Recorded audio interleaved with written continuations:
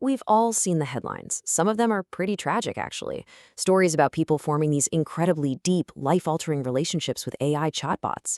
It's a huge phenomenon, and it's both fascinating and, honestly, a little concerning. So, to help us really get to the bottom of what's going on when we confide in code, we're going to dig into an analysis from Professor Edward Harcourt at the University of Oxford. Yeah, so everything we're diving into here is based on Professor Harcourt's work from Oxford's Institute for Ethics in AI. He's really been thinking about what our growing attachments to chatbots say about us, and maybe more importantly, what they can teach us about what makes us uniquely human. Okay, so this brings us to the big question. We know these things aren't alive, right?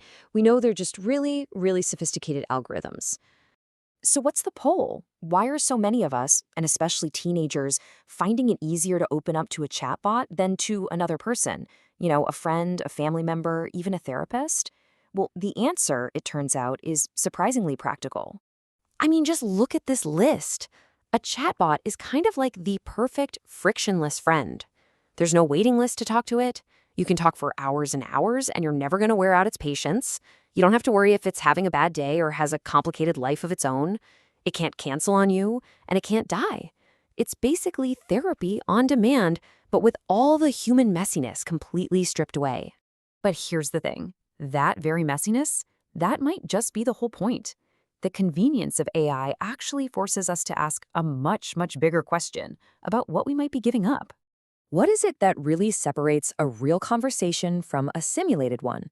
To help us get our heads around this, Professor Harcourt brings up the work of a philosopher named Cora Diamond. Diamond talks about this idea of a complex of natural dispositions. It's a bit of a mouthful, but what it really means is it's not just one single thing that makes us human. It's this whole web of shared experiences and unspoken rules that creates a special kind of fellowship between us. Just think about it for a second. We give each other names that connect us to families and histories, not serial numbers. We treat our dead with a special kind of respect and solemnity. Our faces are constantly shifting, broadcasting our thoughts. And this is a huge one. We all live with the knowledge that we were born and that we will one day die. That shared vulnerability, that's a foundation for connection that a machine just can't replicate. So if chatbots can't ever be part of this human fellowship, then what exactly is happening when we talk to them? Well, there's a key concept for this, and it really hits the nail on the head. The word is instrumentalization.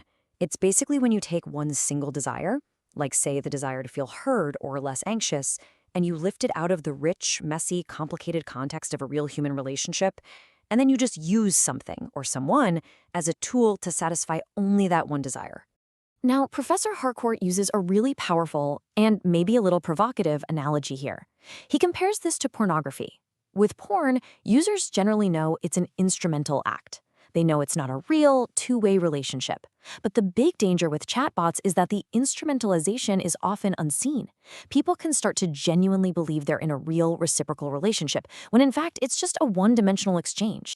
So this is the crucial point. How do we fight back against this unseen instrumentalization?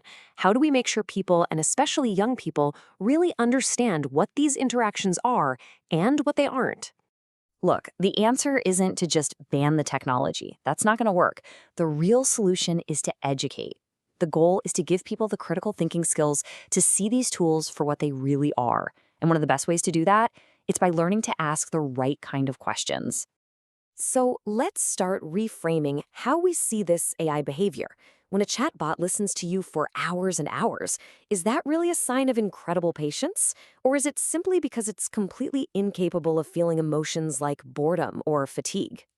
And when it's available for you 24/7, is it making time for you in its busy schedule? Or is it because the very concept of time, of having a life to lead with its own demands, just doesn't apply to a machine?